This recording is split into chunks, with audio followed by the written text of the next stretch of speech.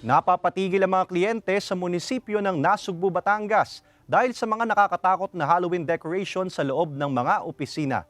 Pasyalan yan sa report ni Paul Hernandez.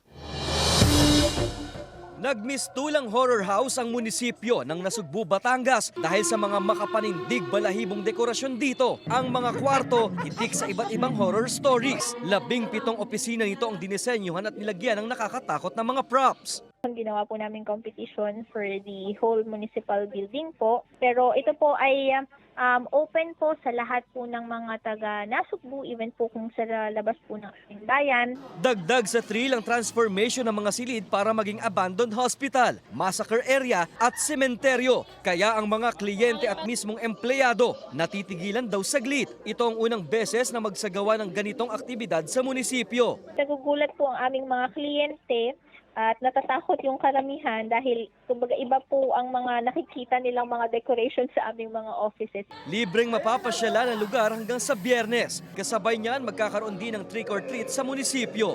Paul Hernandez, Balitang Southern Tagalog.